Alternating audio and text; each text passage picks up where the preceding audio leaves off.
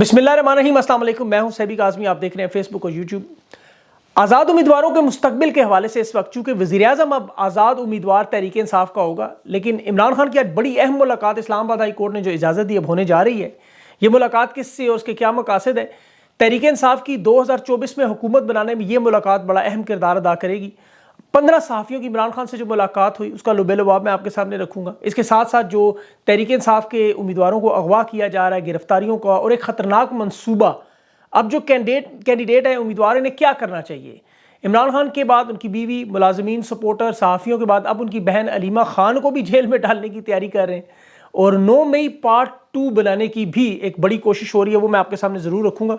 लियाकत बाग में तहरीक-ए-इंसाफ की जलसे की तैयारी, शेख रशीद रॉन्ग नंबर, असली नस्ली की औकात एक सीट की निकली, वो मैं बात करूँगा उस पर। कल मैंने आपको एक खबर दी थी, शहबाज शरीफ बड़े भाई का पता काट रहे, आज सहाफ़ी कामरान खान ने भी इसकी तस्दीक कर दी। नवाज शरीफ की डिमांड सरेंडर करने की, हथियार डालने की या रास्ते से हटाने का मामला क्या है? बड़ा अहम मामला। मरियम नवाज की फैसलाबाद जलसे में राना सनाउल्लाह को हकीम मानने का मामला, झुकते हैं, उस पर भी जवाब है। जियो न्यूज़ की घटिया रिपोर्टिंग की भी बात करेंगे। इलेक्शन कमीशन जो वोटिंग का निज़ाम है ये किस तरह काम करेगा, आपके लिए समझना बड़ा ज़रूरी है। मैं तफसील से पूरा सॉफ्टवेयर सिस्टम आपके सामने रखता हूँ और उम्मीदवारों का नाम सबसे पहले और बैलेट पेपर का सिंबल और नमूना और पाकिस्तान के हल्के, इस पर आप आज़ाद वोट डबल ए के साथ है, ये आप ज़रूर क्लियर एनर्जी के नाम से ट्विटर अकाउंट में बड़ा ज़बरदस्त सिस्टम बनाया है। आपको खान के फेसबुक पेज पर अगर कोई मसला हो तो इस वेबसाइट से ज़रूर चेक करें, बड़े पढ़े लिखे नौजवान हैं। इसी तरह जो गली मोहल्ले के नौजवान हैं वो ज़रूर इसे शेयर करें। इस वेबसाइट को मैं कोशिश करूंगा कि इस वीलॉग में इस वेबसाइट का नाम और इनका जो सिस्टम है हल्का लिखें तो किस तरह तफसील आती है वो आपके सामने वीडियो चलती रहे। ये लेकिन इलेक्शन के जो मामला हैं इस वक्त वो आपको बताऊंगा। उससे पहले आज़ाद उम्मीदवारों को एक पैगाम कि आप अंडरग्राउंड हो जाएं। अब आपकी मुहिम आवाम चला रही है, आपको मुहिम चलाने की कोई ज़रूरत नहीं। बहुत ज़रूरी है आपका अंडरग्राउंड होना, अगवा करना और ज़बरदस्ती सादे कागज़ पर दस्तखत करवाने का जो मामला आपने नाकाम करना है। हिकमत अमली से काम करें, आवाम को मुहिम चलाने दें, सोशल मीडिया पर चलाएं, लेकिन मंजर आम से हट जाएं। इलेक्शन जीतने के बाद जब मामला दुरुस्त हों उस वक्त तक सामने ना, ये मेरी ज़ाती राय है। तहरीक-ए-इंसाफ ज़ाहिर है इस पर आपको खुद अपनी राय ज़रूर दे सकती है, लेकिन मेरे ख्याल में सब उम्मीदवारों का सामने आना ज़रूरी नहीं। मुहिम आपकी चल चुकी है, 3 दिन है सिर्फ। अब लोग खुद जो कर रहे हैं, दूसरा जो आज़ाद हलकों में अपने आप को उम्मीदवार तहरीक-ए-इंसाफ का जाहिर कर रहे हैं, इन रॉन्ग नंबर्स को भी आपने आइडेंटिफाई करना है। 3 दिन की मेहनत में ये लाजमी शामिल करें। जो अनाउंस तहरीक-ए-इंसाफ ने किए सिर्फ उन पे फोकस करें, बाकियों की वीडियो सोशल मीडिया पर शेयर करके रॉन्ग नंबर के हैशटैग चलाएं। जो उम्मीदवार तहरीक-ए-इंसाफ छोड़ गए वो खान की तस्वीर इस्तेमाल कर रहे हैं। इसी तरह तहरीक-ए-इंसाफ को भी, इन उम्मीदवारों को, इन वॉलंटियर्स को, इन तमाम लोगों को जो पाकिस्तान से मोहब्बत करते हैं, अब ये कैंपेन इंतखाबी में अपने हाथ में लेनी होगी। कौन सा उम्मीदवार है और किसका इंतखाबी निशान क्या है। पाकिस्तान की अवाम अपनी तारीख का सबसे मुश्किल इलेक्शन लड़ रही है। मुकम्मल फिल्मी माहौल बना हुआ है, गलियों में पीछे डाले कर रहे हैं, लाइव वीडियोस लोग बना रहे हैं, एक इलेक्शन चल रहा है।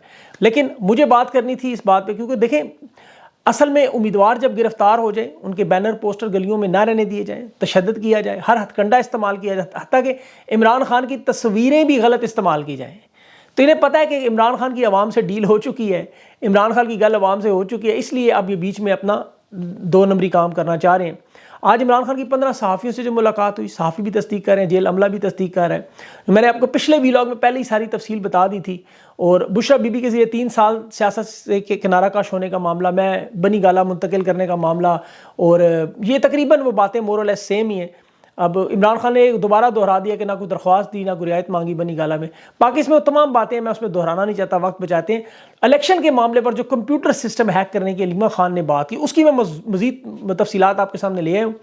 इलेक्शन कमीशन की देखें मौजूदा निज़ाम, पहले मैं आपको बता दूँ, ये एक सॉफ्टवेयर एक प्राइवेट कंपनी स्पायर से बनवाया गया है और ये इन्होंने देखें अभी तजर्बा जो किया है इसको चेक करने का, वो भी 27 जनवरी, कुछ दिन 6 दिन पहले तजर्बा करके चेक कर रहे हैं। 859 रिटर्निंग अफसरान को इन्होंने वर्कशॉप कराई, बाबे सारे ACDC, उन्हें क्या समझ आनी है। इंटरनेट कनेक्शन के साथ ये चलने वाला सिस्टम है।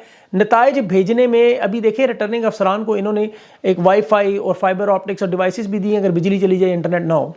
लेकिन जहाँ इंटरनेट के मसाइल होंगे वहाँ पर ये बहुत बड़ा मसला होगा। एक इलेक्शन कमीशन तो कह रहा है कि बगैर बिजली के, बगैर इंटरनेट के भी ये चलेगा, क्योंकि एक्सेल शीटें भी बनी हुई हैं साथ। लेकिन पोलिंग स्टेशन पर जो फॉर्म पोलिंग एजेंट ने हासिल करना है, देखें वो फॉर्म 45 पोलिंग स्टेशन का फॉर्म है। कुछ लोग कंफ्यूज हो रहे हैं, फॉर्म 47 जो है वो प्रिजाइडिंग अफसर के पास पूरे हल्के का आता है। अब ये तमाम मोबाइल पर EMS के सिस्टम के तहत जो इंस्टॉल किया गया, इनके उसकी तस्वीर खींच के भेजेंगे और उसके नीचे उन्होंने टैग भी अब लगाए हैं ताकि मोबाइल अगर गुम हो जाए तो दूसरा मोबाइल भी रख सकते हैं। और यहाँ पे देखें फॉर्म 45 भरने से पहले याद रखें सादा कागज़ पे सारे का ये नताइज लिखे जाते हैं, उसके बाद इसे फॉर्म 45 पे ट्रांसफ़र करते हैं, उसकी तस्वीर खींच के प्रिजाइडिंग अफसर को भेजते हैं।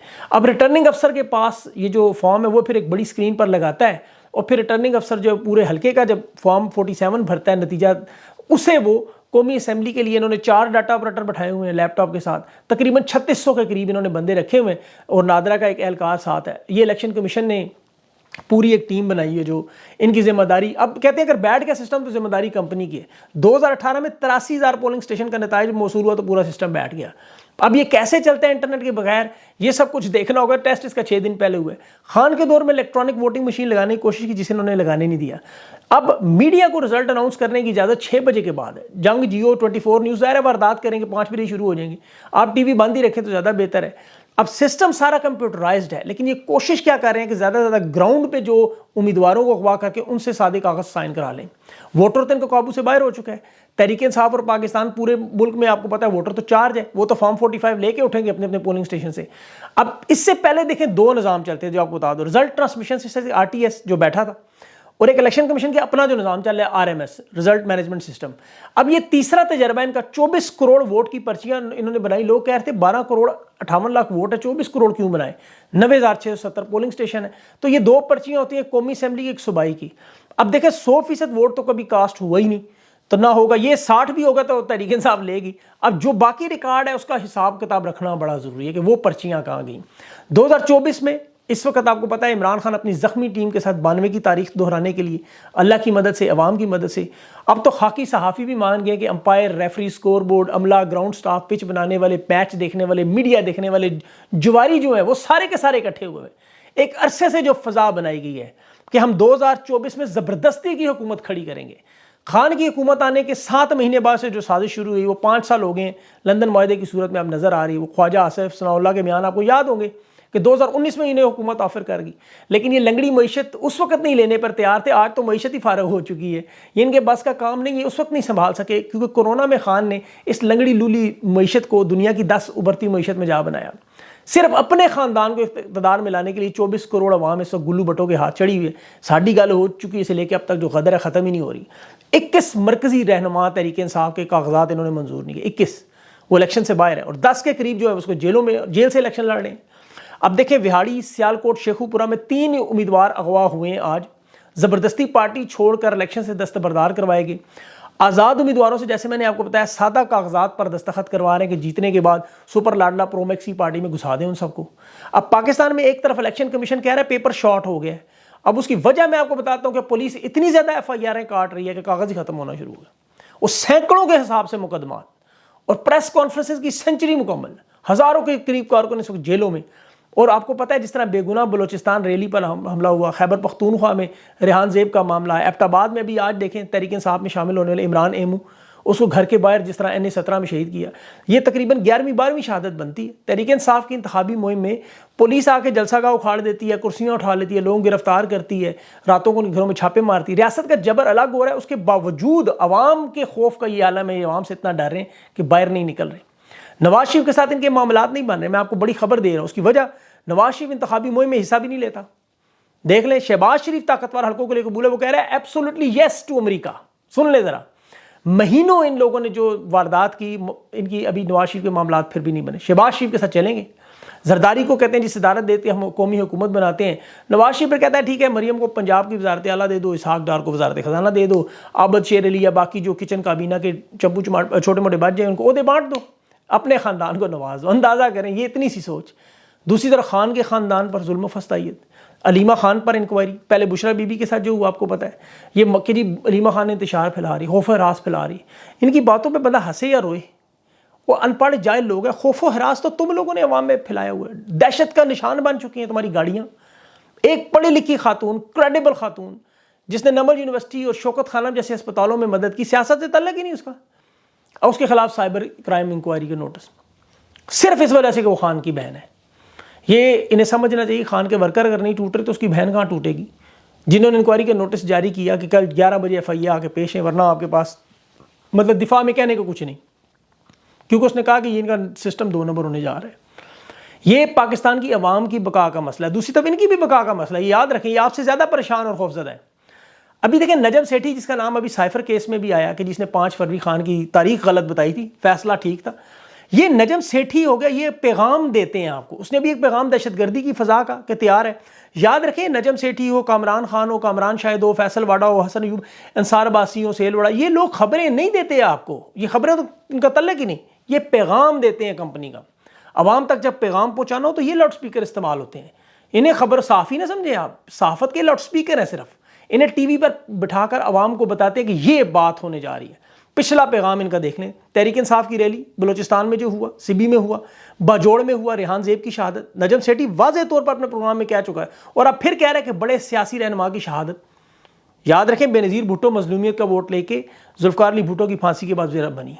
आसिफ अली जरदारी बेनज़ीर भुट्टो की शहादत का फ़ायदा उठा के 5 साल सदारत पूरी कर रही, पूरी पीपल्स पार्टी उन्हीं पर चल रही। ANP की जमात के पास भी इस तरह देखें तो शहादतें मौजूद हैं। गुलाम बलोर के पिछले इलेक्शन में आपको सारे लोग याद हैं। तहरीक इंसाफ के और मज़ालिम की एक पूरी फहरिस्त है, शहादतों की एक लिस्ट है, ख़वातीन जेलों में, मजलूमियत का फुल कार्ड।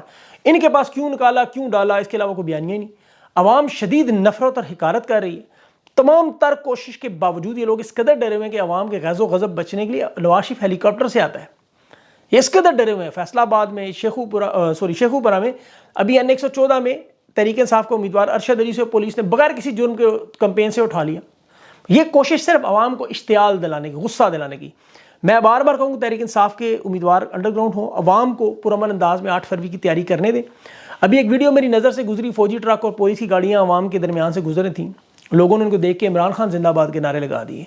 देखिए, इसमें 2 चीज़ें हैं। एक तो पुलिस और फौज के जवान वो भी इमरान खान के आशिक है, ये बात मैं आपको गारंटी दे कहता हूँ, अपनी नौकरियों से मजबूर है। जिस तरह अवाम ने इमरान खान को सज़ा के मामले पर इनकी साजिश नाकाम की, जानबूझ कर इश्तियाल देने का मामला, इन्होंने बड़ी हरकतें ऐसी की। लेकिन आपने ये याद रखना है, फ़ौज भी हमारी, इदारे भी हमारे हैं, बाद में इन्हीं के साथ काम करना है। तो फोकस सिर्फ 8 फरवरी पर रखें और इमरान खान जिंदाबाद का नारा ज़रूर लगाएं, ये आपका हक है, और बार बार लगाएं इनके सामने। दुनिया की कोई ताकत आपको नहीं रोक सकती। लेकिन ये याद रखें कि ये इश्तियाल में आपने नहीं आना, साजिश का मकसद इनका यही है। अभी बहुत सी खबरें आ रही हैं, देखें इनकी तो भर्तियों में अब कमी होती जा रही है। माजी में जहाँ लाइनें लगी हुआ करती थी, अब खैबर पख्तूनख्वा में, मर्दान, पेशावर, स्वाबी, स्वात, नौशहरा, कोहाट, सब जगह, कर्क में भी रुझान क्यों कम हो रहा है? लोग नहीं जाना चाहते उस तरफ। और दूसरी तरफ क्योंकि लोग कैसे ला रहे हैं, देखें मरियम नवाज की बातें सुने फैसलाबाद में, जुगतबाजी फैसलाबाद पहुंचती कि जी हकीम राना सनाउल्लाह ने ऐसा इलाज किया, इनका बीमारी भी निकाल दी, हिकमत दिखाई, ना बीमार आया ना बीमारी रही। वैसे राना सनाउल्लाह की एक पुरानी दास्तान है, चनियोट जलसे में कह चुका है कि कप्तान सफदर डबल शिफ्ट लगाता है। ये इसके अल्फाज है, मेरे नहीं। मरियम साहबा खुद फरमा रही है राना सनाउल्लाह हकीम है, तो फिर ये उन्हें पता होगा या कैप्टन सफदर को पता होगा, या जिनके मतलब 12 मरियम नवाज साहब जिस तरह के जलसों में बातें करती है, दूसरा मीडिया भी इनका उसी तरह की 10 अरब जिसको लगा है। गिरावट में मुकाबला है, कौन कितना गिरेगा। जंग और जियो ने जानबूझकर बगैर पर्दे के बुशरा बीवी की तस्वीर शाया की। अब इन सहाफ़ती गिदों को शर्म भी नहीं आती। फिर जब लोग इनके शकील रहमान या इन लोगों के घरों की तस्वीरें लगाएंगे तो फिर सोशल मीडिया को शैतानी मीडिया कहेंगे। एक और आपको टैक्स के बारे में खबर दे दूं जल्दी से कि मईशत पर तो फिर मैं इंशाल्लाह के तफसील में बात करूंगा अगले प्रोग्रामों में। PIA की 268 अरब का कर्जा रीस्ट्रक्चर कर रहे हैं। रीस्ट्रक्चर करने से कर्जा डबल हो जाए। अब ये अवाम पर सारा डाल देंगे, PIA को नीट एंड क्लीन करके अपने किसी लाडले को बेचने की तैयारी है। वो मैं इंशाल्लाह उसमें तफसील से बात करूँगा। और भी बहुत सारी चीज़ें हैं। अभी जो इमरान खान की मुलाकात हुई है उस पर वो अल्लामा राजा नासिर अब्बास से हुई है, अभी होने जा रही है। ये आज़ाद उम्मीदवारों के मुतल्लिक है, ये बड़ा अहम मामला है। इसमें डेवलपमेंट्स अभी हो रही है क्योंकि आज़ाद उम्मीदवारों का वज़ीर आज़म होगा, इलेक्शन कमीशन ने भी बात कर दी और ये सबको पता है कि 859 सीटें तहरीक इंसाफ की यही मेजॉरिटी लेके जाएंगे। इनके कैंडिडेट ही 266 के हलकों में आपको पता है ज़्यादा यही जीते होंगे, तो इसलिए कोशिश होगी वज़ीर आज़म इनका बने, वो फिर किसी पार्टी में। तो ये एक बहुत बड़ी डील है, बहुत बड़ा मामला है। इस पर इंशाल्लाह मैं कोशिश करूँ कि अल्लामा नासिर अब्बास का इंटरव्यू जो आपके सामने रखूँ क्योंकि उनके पास बहुत इन्फॉर्मेशन है जो अब तक मेरे ख्याल में किसी के पास नहीं होगी। देखें इसमें कामयाबी होती है यानी कि वो मिलते ही नहीं है। बहरहाल अपना ख्याल रखें, मुझे इजाज़त दें, अल्लाह हाफ़िज़।